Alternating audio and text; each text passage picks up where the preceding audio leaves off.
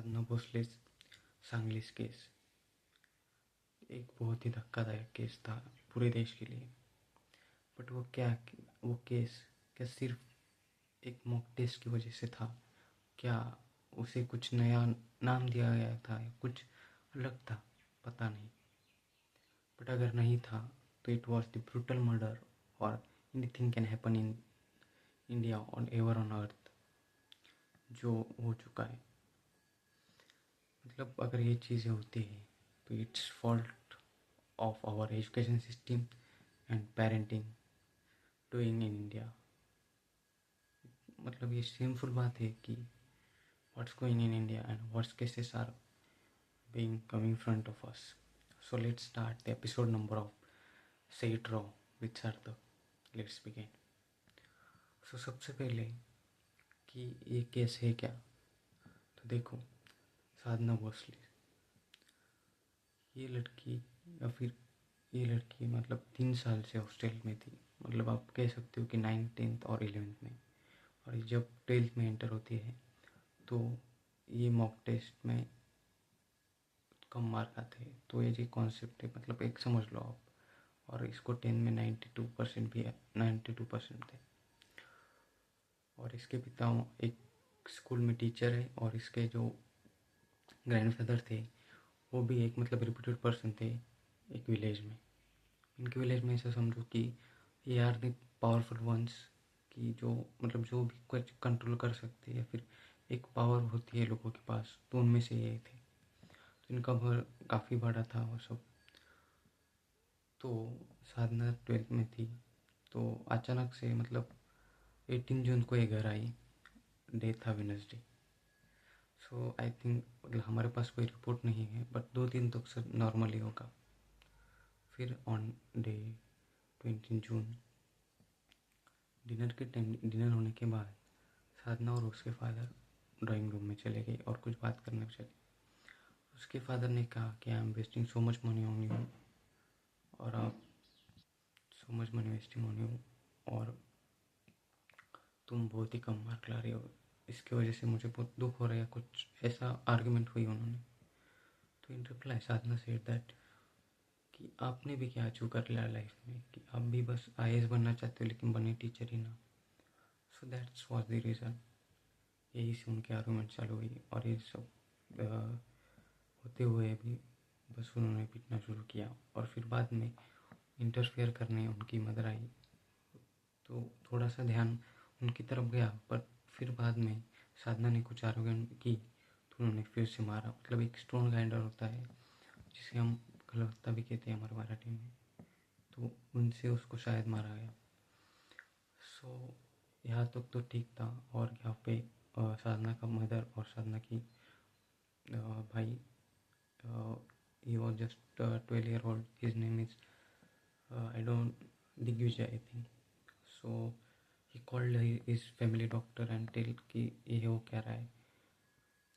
उनके आए और उनकी वजह से उनको ले जाया गया। 21 जून को जब साधना को हॉस्पिटल ले जाया गया तो तब जब वो गए तो उनको पहले प्राइवेट हॉस्पिटल में ले जाया गया और बाद में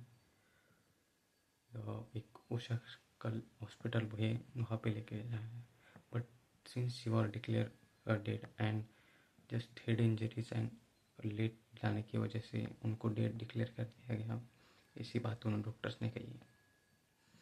बट स्टिल मतलब ऐसा एक केस है।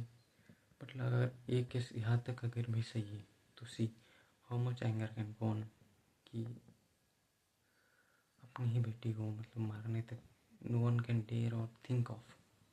But still okay, here this tell come.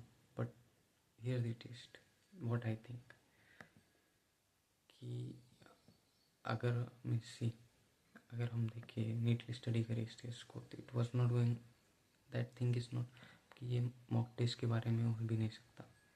C in starting she came on 18 June और 18 जून है वेडनेसडे और स्पेसिफिक कारण भी नहीं हो सका क्योंकि वो आई भी क्यों थी विलेज को या फिर कहीं। So there is thing that if और वेडनेसडे को I am also student in Maharashtra at studying at same age at 17 year.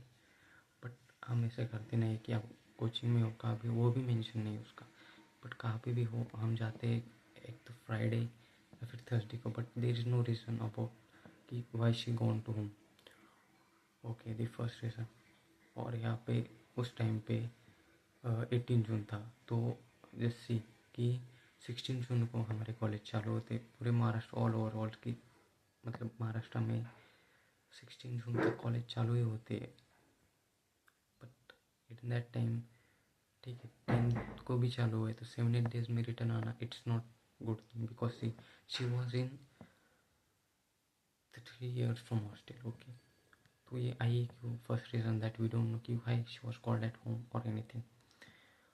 और सेकेंड जो रीज़न था कि आई गॉट सस्पिशियस दैट कि रिपोर्ट में एफआईआर में देयर इज़ नथिंग अबाउट कि उसके स्कूल के बारे में कुछ भी नहीं है कि वो 9-10 में कहाँ थी, या फिर उस स्कूल टेस्ट में, या फिर किस मार्क में उसे मॉक टेस्ट में कम मार्क आए, इसका जिक्र कहीं भी नहीं है।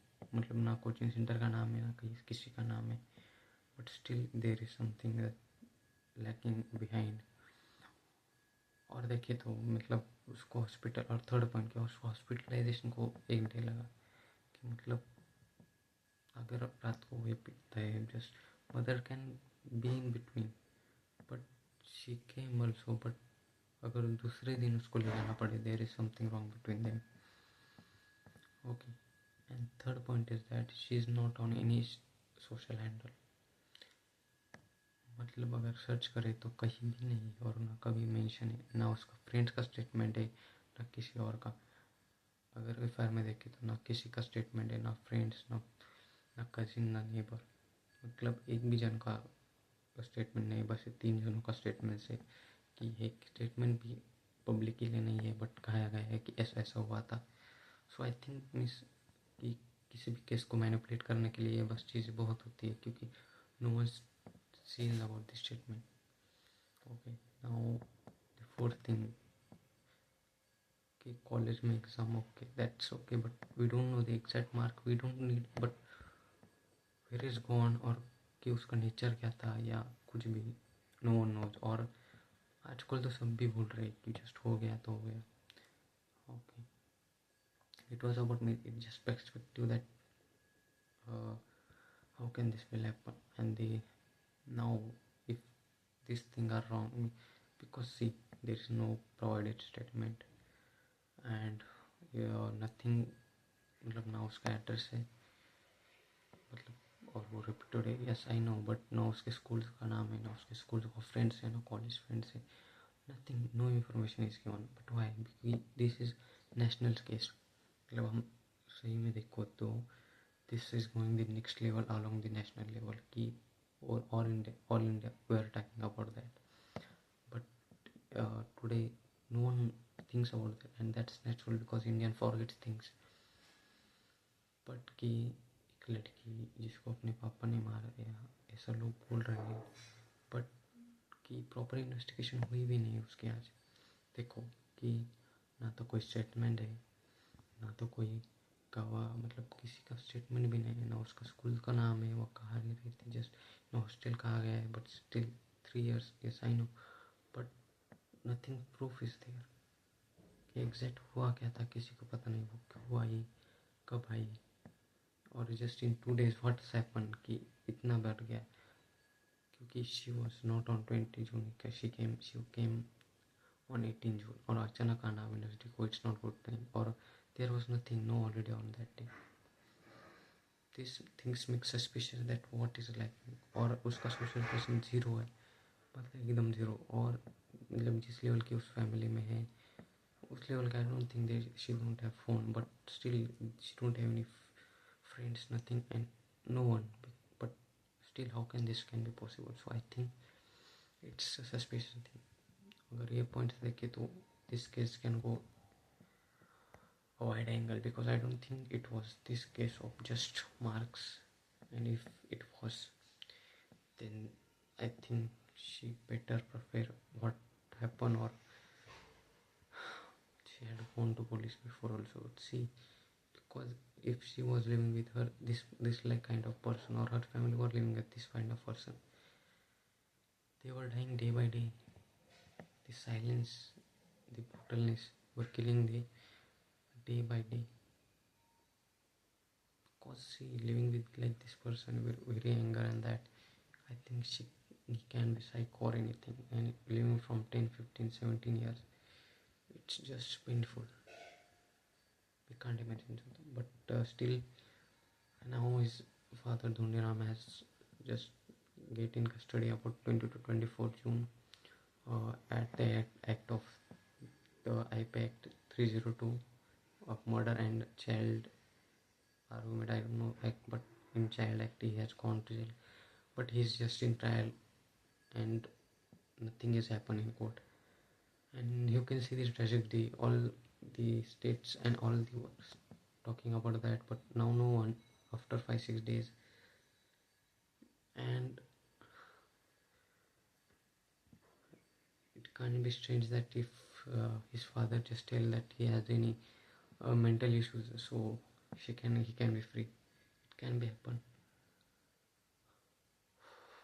It's very strange thing that I ever seen it.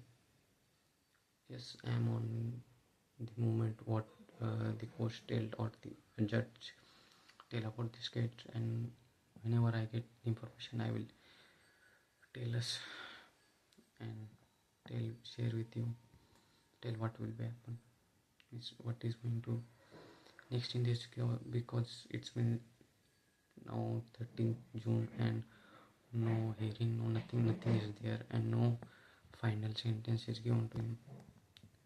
So that's for today. So let's tune for the next video coming up. So thanks for watching. If you are here, it's your Sat. So bye.